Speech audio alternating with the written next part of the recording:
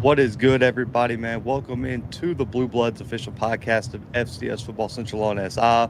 Your host, as always, man, Zach McKinnell, joined by my co-host, Alcorn State Associate Assistant Head Coach Leroy Frederick, man. Coach, you're on the road, headed to the golf course. What we doing, man? Headed to the golf course, man. Hope the audio is good. I had planned on being there already, but I'm running late. But nonetheless, going to have a good time, support a cause, and work from there, brother. I hear you on that, man. Hey, Masters started today. One of the best sporting events of the year, man. I always keep up with the Masters. Listen, man, I don't know if we make enough money yet, Coach, to get tickets to that, man. But maybe one day we could do the Bluebloods live from the Masters. Maybe one day. Man, you got to have thousands.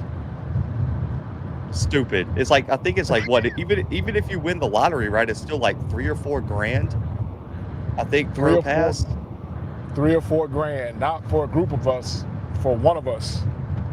Yeah, absolutely outrageous, man. Shout out to Jay in the chat. He said 4 more months, man. Hang in there.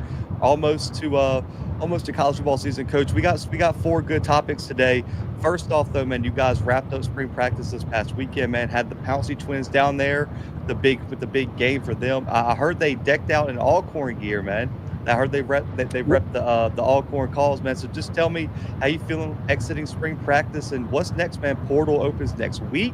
It's gonna be a busy time. What's next, man, in the life of Coach Fred? Well, spring ball, man, the main thing now, you want to get out healthy. We did that. We got some things accomplished with some positions, some new guys. So that was a plus. Up next, you know what it is. It's the portal, like you just said, and then it's recruiting. Because you have the portal, you got to get out there and you hope that you don't lose guys that you don't know about. But at the same time, man, you go back and try to find some guys that may still be out there on the junior college circuit. The portal itself, if it's a good fit for you, and get your stuff started for the high school recruiting going forward. Yeah, man. Listen, there's already guys announcing their entry into the portal. There's been a few key FCS guys. There's been some D2 guys. I believe there was a wide receiver out of CAU. Yeah, Clark Atlanta, 1,000-yard receiver into the portal.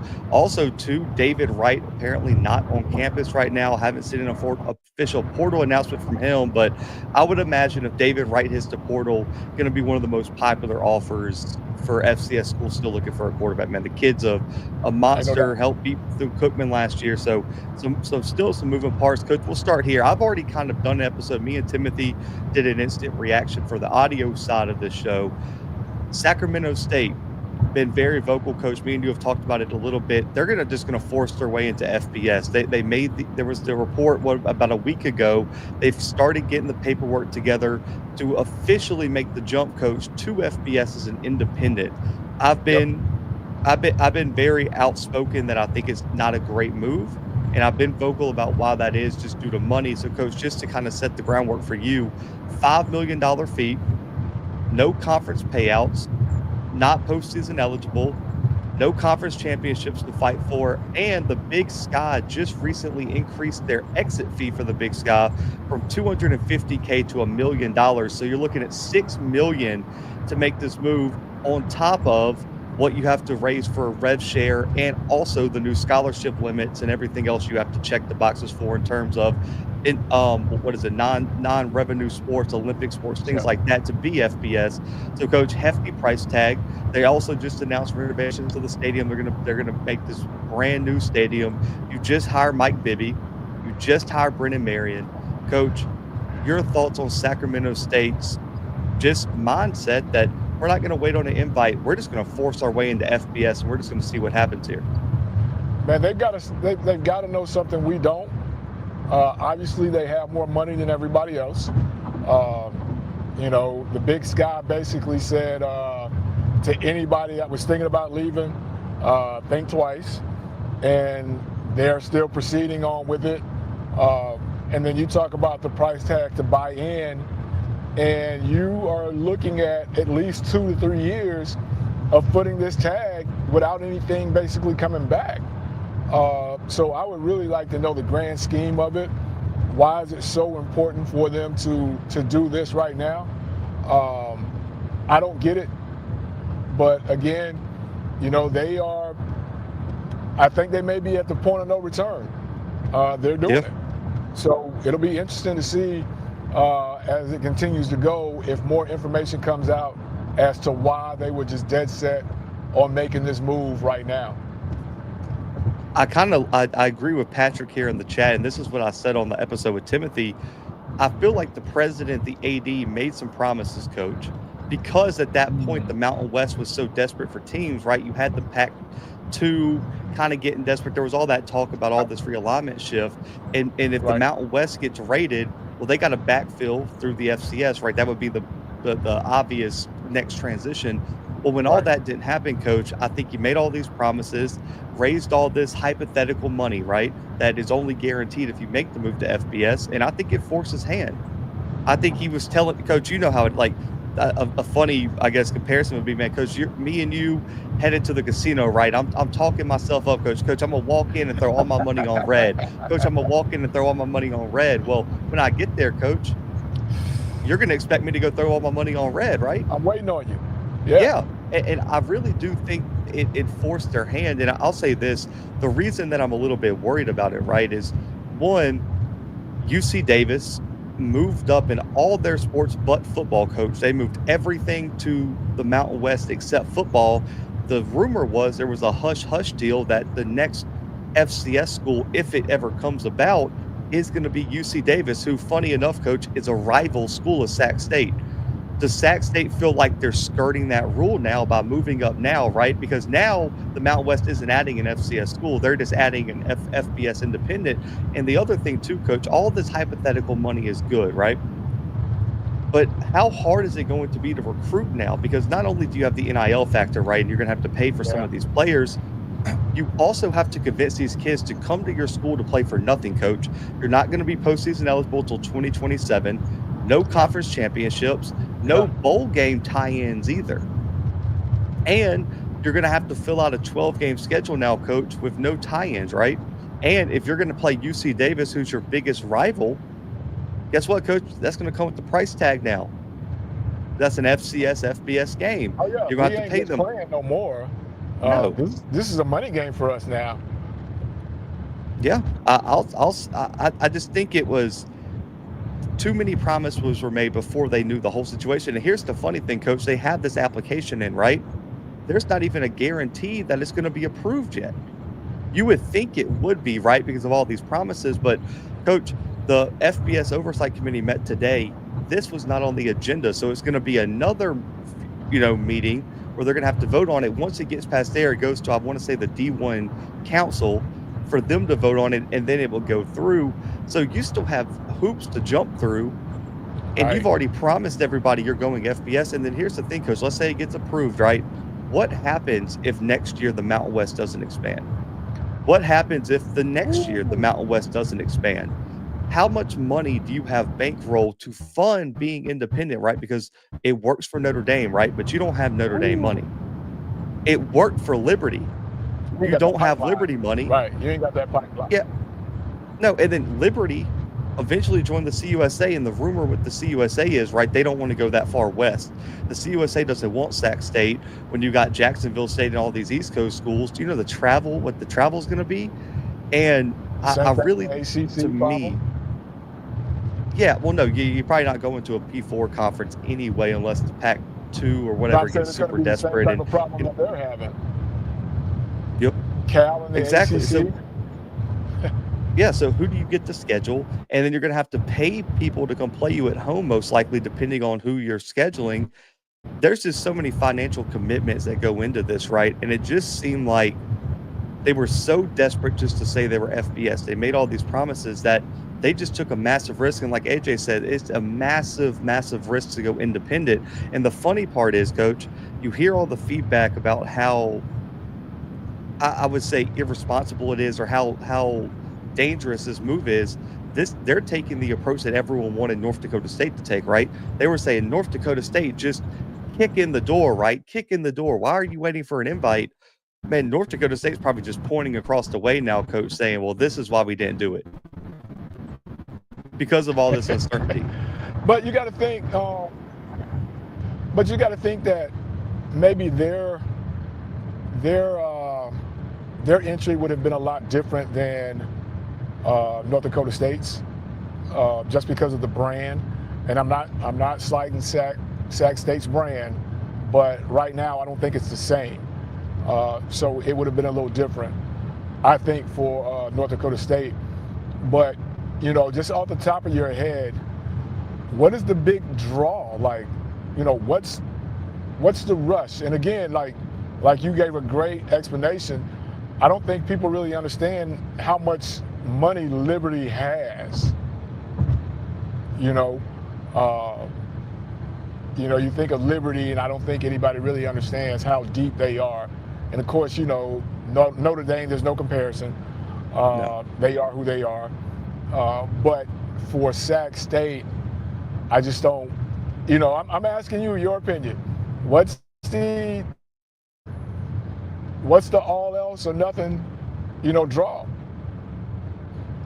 One, I think there's this perception, and I think it's wrong, that if you move to FBS, one, you stop losing recruits to want to go FBS. That's not the case, in my opinion. Because, Coach, let's just say Alcorn's in the CUSA, right? Like, replace Southern Miss with Alcorn. You guys are still losing recruits to P4 schools. Yeah, it's not going to stop. It doesn't stop anything, right? All it does is maybe you could take more players from the FCS, right? That might be your one thing. And then also two, I really do think they think moving to FBS independent is going to be able to, I would say, build a bridge into a conference somewhere. But at the end of the day, Coach, you're still a program that nobody wanted. The Mountain West didn't want you. Pac-2, all that fell apart. CUSA has said they didn't want you. Where are you going? Like, what has to change in those conferences for them to really go after this program? And then also, too, it's so dangerous making this jump now, right, Coach? Because you just came off a 3-win year. It was one of the worst years in Sac State's recent history, right? You have a first-year head coach. You have all this hype. To me, Coach, if you really wanted to go FBS, stay in FCS this year and try to make the jump next year. Because we talked about all the money and recruiting that they're putting into this roster. Try to go win something. Build some hype around the program.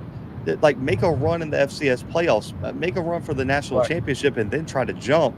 It just feels like they have the only hype that they've generated, right, is hiring a hell of a coach in Brennan Marion, who I think is one of the best coaches in the country and has deserved an FBS opportunity. You go and get Mike Bibby, who's a big celebrity basketball hire. That's your hype, right? There's no hype from on-the-field performance anywhere in this decision. And so I think that as well has not made them super attractive, some of these G5 conferences. So, Coach, we could look back hindsight, right? Maybe they get a Mountain West invite in 2026. And hey, props to them, right? They forced their way in. We'll see how it works out in the long term. But for me, if the Mountain West was going to add you in 2026, you didn't have to waste all this money funding your program as an independent to do it. Right. You could have waited. If that's the goal, if that's the plan, if they, told you that in the back room, just wait. Just wait. Continue to build with the money that you have, instead of just throwing it out there. Just wait. But and TV, no conference TV revenue, which is huge. Yeah, huge. And I don't know exactly what the Big Sky schools get paid out, each year, right? But I talked to someone who kind of has knowledge of this. Coach, if I'm not mistaken, the Big Sky has the second or third best media deal in the FCS. So their payout is top 3 in the FCS. You get none of that. You leave all that on the table. Yeah, you leave all that on the table. I just, like Patrick said, and like I said on the episode with Tim, man, I really do think promises were made that couldn't be delivered on, and they had to do it.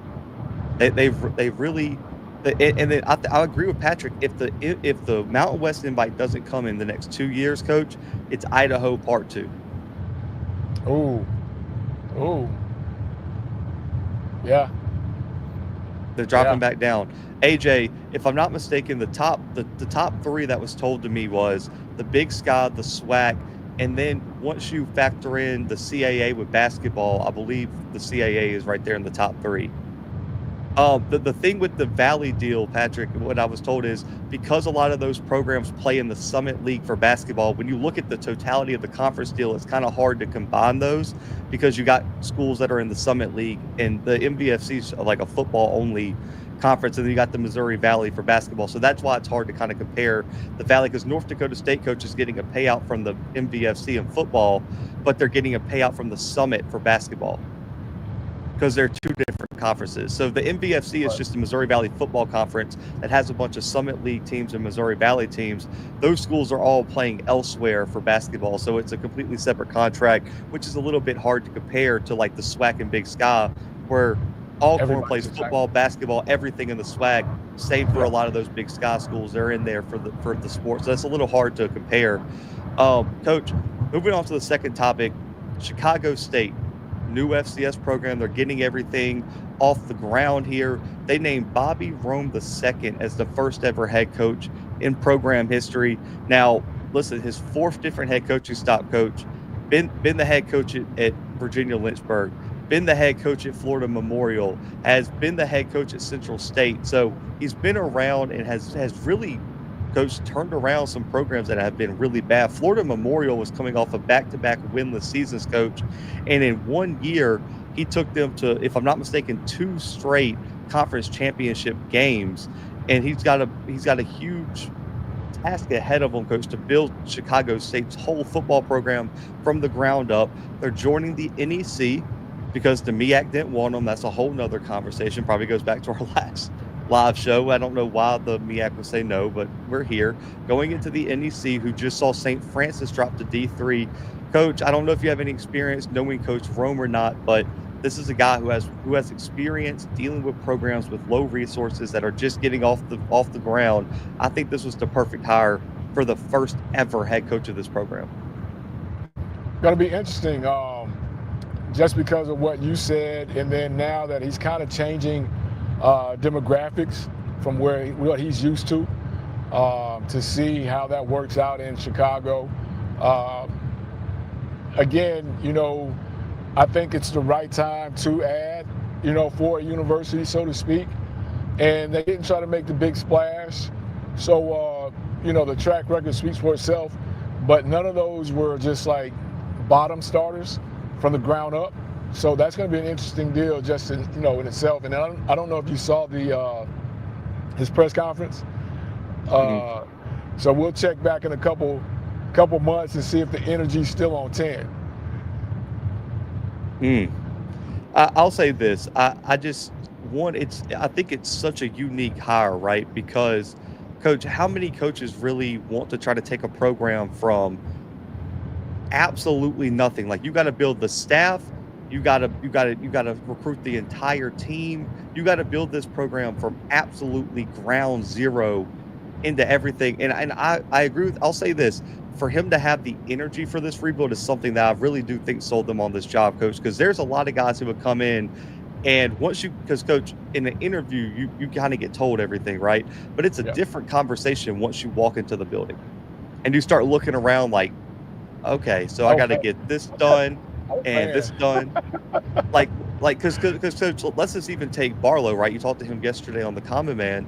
He walked in and there were a lot of players who left. Coach, Bobby walked into the room, Coach, there were no players. There's no history. There's not trophies and players on the wall, Coach, because you are the one that's writing chapter 1 of an entire Division I college football program. Yeah. No banners, no nothing. No, what do you call it? No apparel deal, no offices, essentially, everything. There's no variety in recruiting pitch. Your only recruiting pitch is, do you want to come make history? And because history doesn't even have to be good history. Do you just want to come be the first ever player for this program at this position or whatever it may be? I'll say this. I mean, what's crazy, Coach, because, he led Florida Memorial to their first ever winning season in like the modern era for that program. He might have more resources and a better footing and groundwork here year one at Chicago State than he did at Florida Memorial. Yeah. I bet that. And Virginia Lynchburg. Oh, I would definitely bet that. Yeah. It gives him a leg up. He's got a little time to kind of get some recruiting. The portal.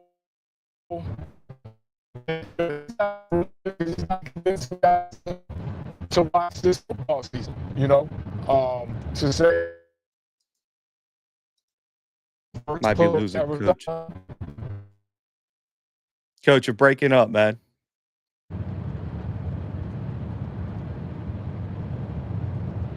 We got you back? Dead spot? Yep, you're back now. We can hear you. I think we hit a dead spot. Are we back? Yeah, we can hear you perfectly now. Okay. So he's got some convincing to do. The portal, everybody says it, but you got to think about why guys are hitting the portal. They're hitting the portal because they want bigger, better, and they want to play. So you say you're going to go in the portal. I don't know how that's going to work for you, but I'm sure he has a plan. Wish him all the luck in the world. But yeah, that's a tough start, man. That's a tough start. Yeah. We're going to try to get Coach Rome on the show. So, man, we'll get to talk to him one-on-one hopefully soon. I'm in the process of working on that. Looking forward to really kind of talking to him. And it's funny, Coach, because there's another program who's starting this year in the FCS, University of Texas Rio Grande Valley. Their first ever season is this year. And I'm very curious to see how that program gets off the ground. And so we'll see. And also, too, it will be curious to see if the NCAA makes any waivers or exceptions to kind of help him get this roster to where it needs to be, right? Because, I just got a text from someone. That's kind of what happened. Remember UAB, when they stopped their program, when they came back, they got some different exceptions and stuff to help them get that roster back built. So I'm sure there'll be something like that. And also, too, and Patrick makes a good point, the Chicago area, very under-recruited, has a lot of talent. How many kids are going to want to stay home and build up a hometown program in Chicago State? So be very curious to see how this process works for him. Coach, yeah. One of our last topics here, listen, Mickey Joseph is a fan of making headlines in the HBCU media space.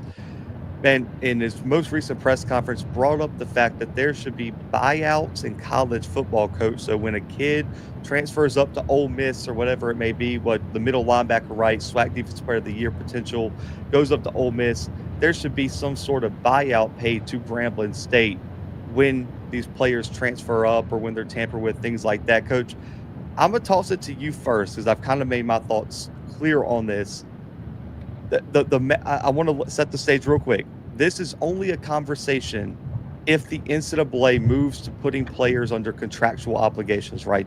Signing 2 to 3 year deals with the school. And then if they try to break that contract, you get a buyout, right? Because right now, no one's under contract. This is just a hypothetical conversation that's probably about 5 years too early, Coach. But when you first heard Mickey's comments, man, as an active assistant head coach, man, what were your first thoughts? I was like, what a joke. Coach is just making a joke. He's not being serious. And then it took a life of its own. And I was like, okay, maybe he was serious. But, when I first thought about it, and when you go back and you look at it, I think the wording was a little off. Because if you go back and read the comments on that, the way that it was kind of worded was that they should pay the coach or whatever, and I don't think that's what he was saying. I think it was more to University of Grambling. I don't know how you do that because you don't know where said kid is going. Now, if there's evidence and you find that there was tampering, I do think that schools should have to pay some type of fine. I do think that if you're able to prove and show tampering, but you and I both know, are you going to ever be able to show and prove tampering? Absolutely not. But, again, this is a way for Coach to create some buzz, and he definitely did that. But I just don't think that is I don't think that's something that's going to be doable in no time close. I just don't see how you do it. I'll say this because I put out the tweet. I really like it in a vacuum, right?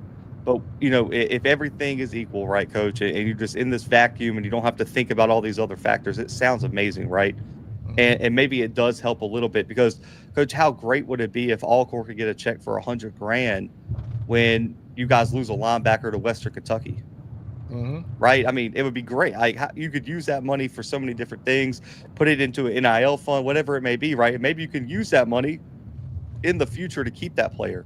Right. But, coach, until these kids start signing contracts, I mean, one, how do you determine the value? Right. Who gets the money? Right. There's just so many things, right? And who enforces this, right? And how do you balance not prohibiting kids from having opportunities to move up? Because one of the issues that was brought to me by P4, someone who covers P4 in depth, are programs less likely, coach, to go recruit a Terrence Ellis if they got to pay Alcorn 100 grand? I see your point, but then also it's gonna bring about something else too, B. I mean, now you do that, that school tells Terrence, we can't recruit you because we would have to pay your university that you're leaving $100,000. And now kids are going to start suing the university and coaches for hampering their ability to, what did they use when they first said NIL? Hampering their ability to go out and make a living for themselves Yeah. off their name, image, and likeness. So I just think it's one of those things that it sounds great, but I don't know how you put it into that box to make it happen. And it's just so much that would go into it because no one would admit to being tampered with. Because if we don't have to pay that school that money, then this would be more money that we can kind of give you. Bagmen would come back into existence. So I just don't think it's a way of ever being able to be put in a parameter to where it would happen. But again, Coach, he was on every news outlet for a while. So if he did nothing else, he got the G out there. Yeah, he got the conversation started. It's so hard to implement, right, coach? And also too, I think if this was ever going to happen, you would have to take it out of the NCAA's hands. Oh, definitely. Because I wouldn't trust the NCAA and the P4 and the P4 powers that run the NCAA to enforce this. Because why would they, right? It makes no sense for P4 programs to ever sign into a model like this. And also too, I just don't know if we're ever going to get to a place where NIL deals are more than 1 year deals, right? Because for this to work, No. coach, Alcorn would have to be signing kids to 2 year deals or 3 year deals. And if we ever get contracts in college sports, I find it very hard that they're ever going to be more than a 1 year or a year-to-year contract. Do you remember a couple of years ago when those kids at Northwestern, the NCAA really got on them because they were ready to try to form a union? Yeah. This is where this would take us. Yeah, you would also have to. So if you introduce contracts, you would have to allow the players to collectively bargain, like you do the NFL, like you do the NBA, like all this. There's this, and Dr. Cavill in one of the chats where he made some really really good points about all the steps that would have to go into this, right? And I think that's why I said in the intro to this conversation, coach, might be 5+ years too soon, right? Like we're so far away from this even being a realistic possibility. Oh yeah, just because of all the things that you just said, and then again, nobody's going to want to put themselves out there to be liable for anything extra that they don't have to deal with. No, and also too, I think tampering is a whole nother issue, right? And this is probably where I think Mickey was kind of getting to, right? Is that we're just in a position, like coach, to just name a player on Alcorn's roster. If someone comes and offers a $50K to $100K bag, there's nothing you can do. Like you got to take it, right? Like we can't offer y'all that. And so I really do think that's what Mickey was trying to kind of get at too, is that we do have to stop at some point this tampering. But the problem is right now the NCAA is in no shape or form ready to enforce this rule. And like you said, it's so hard to prove. And then it also too, the bad part, coach, it kind of falls on the players to get the evidence, right? Because coaches aren't contacting Leroy Frederick to tamper with Alcorn's best player. No. like they're going through back channels, talking to their dad, their uncle, their agent, and also too, you have the whole conversation, coach. And I think this we'll table this topic after I say this for the next episode because I think it is an important conversation to have. You have so many agents in the college football world taking advantage of kids now, and so that agent isn't making money if that kid's not transferring, getting a bigger bag every year. And so you have these agents giving terrible advice to players. Hit the portal, man. I can get you 75K from this program. And then the next year, if you have a good year, coach, I can go get you 200K from this program. And they're just, and then coach, on top of that too, they're charging what, 30, 40% Something off crazy. the top of that? Yeah. NIL agents are completely different. Street agents. That's who's doing the talking when we're talking about the tampering. It's the street agents. It's the guys from the collectives. It's the uncles. It's the cousins. It's the best friend. So it's not, it's coaches that are pointing out that, hey, we want Zach. Find a way to get to him. So, now we find a way to get to Zach. Okay, he talks to Timothy quite a bit. Let's hit Timothy up. Tell Timothy to find out what the measure is. If he's wanting to, transfer, hop in the portal, Timothy, let him know he's got somewhere to go. So that's where we're at with it. So coaches are really close, but they're far away from it. So you don't have to worry about ever getting caught up, like you say, in the tampering world. And yeah, like you said, it's also former teammates too. Yes. Because, man, and I know a player personally who he was reached out to by his high school teammate coach who was at a P4 school. And all it was just a phone call conversation. Coach, man, listen, we're going to need a wide receiver next year, and I'm making this. So what could you make here, man? And come play with your boy, right? Yep. Let's do it. Man, me and Coach Fred graduated together, right? Man, I'm going to call Fred up. Hey, why are you down there, man? You can come be making X, Y, and Z here. And, man, I know this. And then also, too, I know my teammates, right? If I'm at Nebraska, coach, hey, man, Fred, I'm roommates with the wide receiver here. He's leaving. And we got this guy graduating, this guy graduating. I can put a bug in head coach's ear to come get you. Coach, my boy, he wants to come. Here it is. There ain't no way around it, man. It's the new age of college football, and there's going to be some uncomfortable conversations I think we're going to have in the coming years, Coach, because I jumped on and shout out to our guy Marcus Dent, man, former Alcorn Brave as well. I was on his show last night, and we were talking about this conversation from a P4 perspective. And at the end of the day, Coach, man, the P4 schools, they don't care how this impacts Alcorn. Oh no, it's about their bottom line, and I get it. It's about their bottom line, and that's just kind of how it goes. And it's a new world. It really is. It really is. It's a new world. Yeah, and also too, like D-Live said, like, listen, the players got to get the bread and get the money and all that. And I get it, but as a fan, it does suck at some point, right? Because it's hard to get invested. And I get what he's saying, and then that's where these kids have got to have some people in their corner that can talk to them and make sure they understand. Leaving somewhere for less than life-changing money, it doesn't make sense. You've got 1 year, really 6 months, and you go somewhere because they can give you $5,000 in an off-campus house, apartment. Not to mention the credits that you're going to lose, not to mention the opportunity that you're putting on the table, track record where you were, to leave. Like, that just doesn't make sense to me. Somebody's got to be able to say, yeah, man, $5,000 sounds good, but $5,000 for 6 months, what are we doing? If it's less than 500, what are we talking about? Yeah.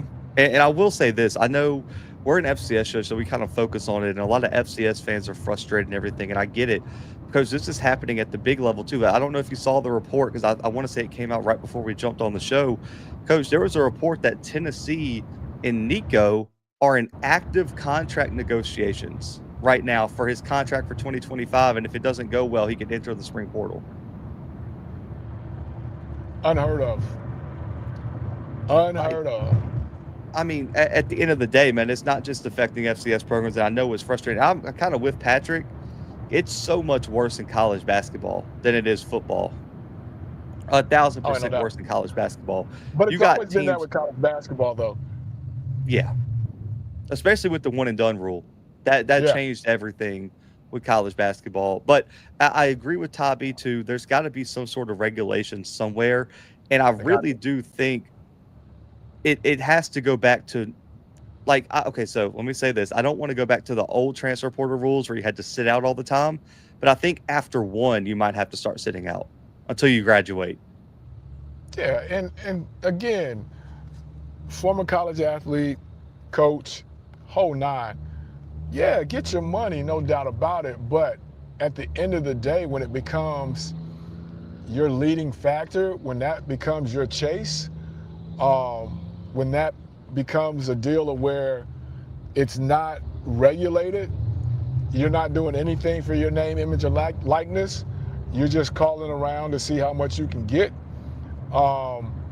It lessens what we started this thing at. You know what I mean? It just, again, people always throw up, those kids should be able to get their money. No doubt about it. They definitely should.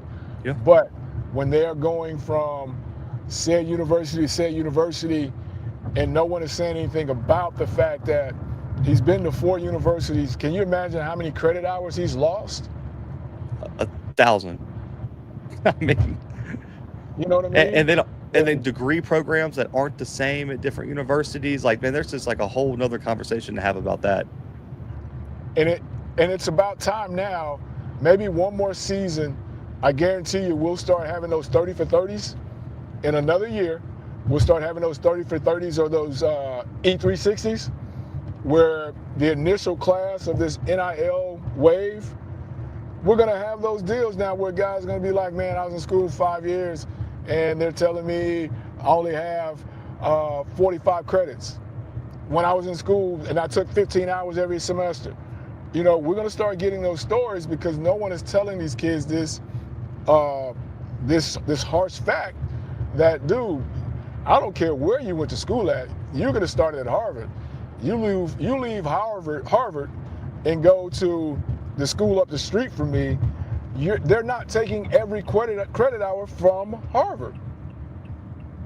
No. It just doesn't happen. And I'm having a hard time with my retainer in, Zach. Yeah. No, you're good, anyway, man. I promise I haven't been drinking this early. But those are things that I don't think people are telling these kids, Yeah. And the funny part is, too, I really do think when you look across college football, the Ivy Leagues have it figured out in this age of college football.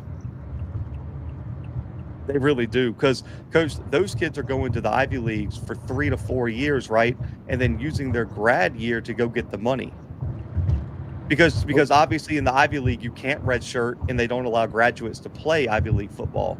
So, therefore, they're bringing in these 3-star kids, right? Coach, you play your freshman year, you play 2 years, have your breakout year, and then guess what? They're going to go to Louisville and get you a bag for NIL, or you stay at Harvard if you're not good enough, and go wherever, to the league. And then at the end of the day, you got a Harvard degree, right? But I get it because it's kind of hard for other schools to do that because you're not Harvard, you're not Yale, you're not Dartmouth, and at the end of the day, it's kind of hard for some of these other FCS programs to match the status of the Ivy League. And I think that's their true advantage, right, in this age of college football, is that they have that degree where Coach, no kid goes to Harvard looking to spend a year. No. In the transfer portal out. 6 months in and then dip. Nah. That's not what you get into Harvard for.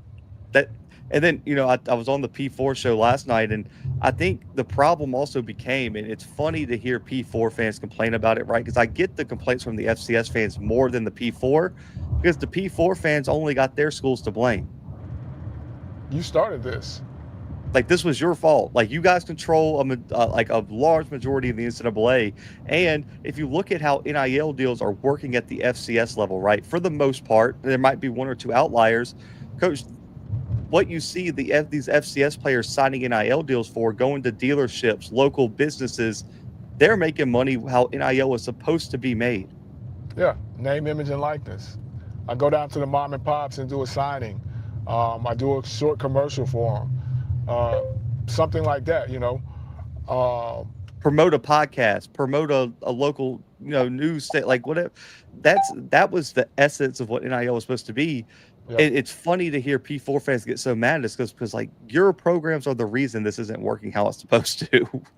The inventors of the collective. Here we are. Yeah, come on, man. It's gotten a little bit outrageous, and and also too, Coach, I really do think they should, and I think we talked about this on the show. One of the biggest changes is one, you get one free transfer, then you got to sit out till you graduate. They also got to shorten these portal windows, man, and I don't think we need two of them. Nah, that second one is tough. Just because you have a program that's went through spring, winter conditioning, all that, and you expect to have that young man, and boom, somebody goes down at Bluebloods University. We need said position. Hey, throw a filler out to him, and let's see what we can get done. And that's what that second portal does. For programs. That's how it. I don't think we need the second one. I'll just leave it that way. And if there is a second one, 72 hours, Coach. Oh yeah, 3 days. You better find it quick. Well, no, you don't have to sign in 3 days, but you have to announce you're in the portal in 3 days. Yeah. And you need to find your place to go quick. I think the fall one, and here, I'll be honest here, Coach. I really do think they have to adjust the portal windows too, because you should not be having a portal window in the middle of the season. Like Ohio State shouldn't be prepared to go play Tennessee in the first round of the playoffs. And you got guys in the portal who are still on the roster because they want to finish out their journey, but they had to enter, Coach, because if they don't enter, they can't get in. They can't get in. So but the problem is they've extended the season so much at the P4 level. Coach, when do you open it? Because the season doesn't end until February. Damn near it ended January 26th this year or something like that? Pretty much, yep. Especially so what do you do? Playoffs. It's so weird, right? And I think 7 days for the fall portal window, if that's what you want to have. And I think 3 days for the spring. 10 total days of the year. If you can't figure out you want to transfer in 3 days after the spring, you probably don't need to transfer. Nah, that's deal hunting. That's what that is. Oh yeah, for sure. That's tampering. That's why you see so much tampering. And then also too, you mentioned it, Coach. You got guys signing on February 5th. Coach, they're in the portal. Yeah. Real life. Oh God, short-term signee is the term on 3 put. By the way, Coach, we got a short-term signee, just there for spring ball. That's it, baby. Just there to stay in shape. See how I like it. It's ridiculous. But Coach, last topic here, man, and we'll get you out of here so that way you can go hit the golf course. Quarterback battles, always a big thing, man. You guys have y'all's own going on right now. Coach, when you look across the HBCU space, outside of Alcorn, because I'm going to talk about y'all in a second, is there any quarterback battles in the MEAC, the SWAC, or even the Indies, right? Independents with Hampton, A&T, and Tennessee State that you think are going to impact the championship race, Celebration Bowl race the most next year?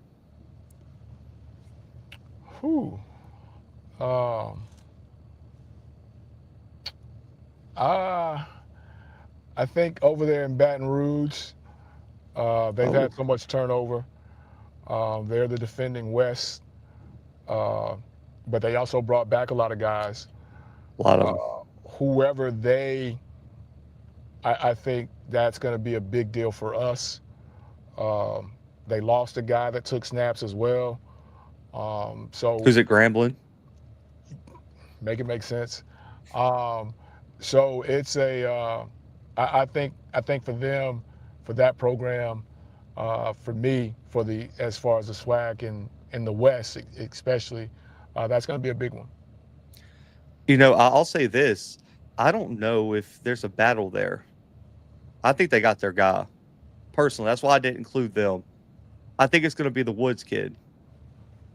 Yeah, and I get you. I get what you're saying, but who's the program that has went back and forth the most? That's true. Uh, That's true.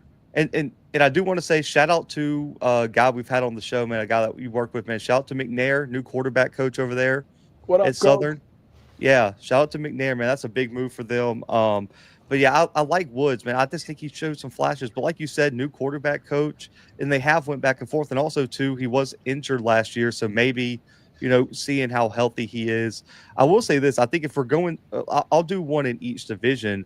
The West for me is PV because, Coach, they brought in so many new pieces, and Tremaine has been very vocal, Coach. Hey, we're a 21 and up club.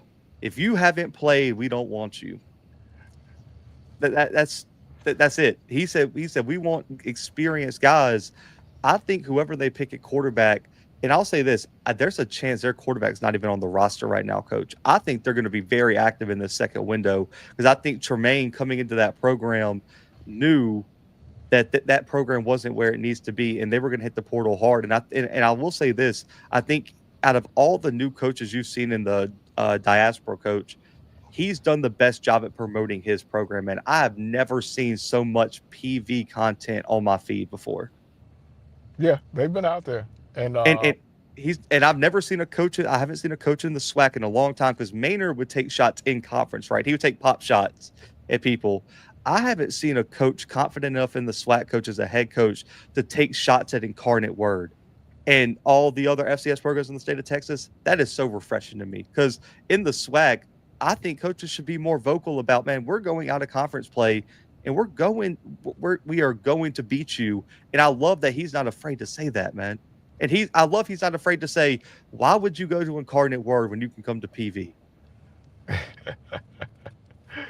We need more of that. We need more of it. And maybe listen, and I'll say this, maybe he isn't good this year, right? Maybe they aren't very good, right? But man, at least he's out there recruiting and promoting his program and saying, man, we should be the premier program in Texas. And maybe they get there, maybe they don't. But to me, it just was refreshing to hear a coach say that. And I think y'all's quarterback battle would be the next one I would put in the West, Coach, just because you guys got a returning running back. Offensive line is going to be good. Wide receiving core revamped. The last piece for that offense to all kind of come together at Alcorn is the quarterback spot. That's the last piece. I can agree with you. And you guys got some talent there. For the East, though, it's tough, right? Because I look across Andrew Bodies at Bama State. He's probably going to be the guy. Jacobian is going to be the guy at Jackson, obviously. Valley is Valley, and I don't know if it really matters who's at quarterback for them right now. They got a lot of other question marks. I think FAM has their guy, so maybe it's Bethune, Coach. I'll throw Bethune out there. It's probably my one in the East.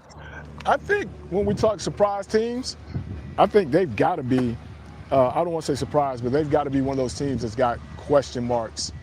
Really, really question mark up, because the last 2 years, there's been a lot of hype created for the program, and, putting it nicely, it just didn't build up to it, No. To see where it's going to go, it's going to be interesting.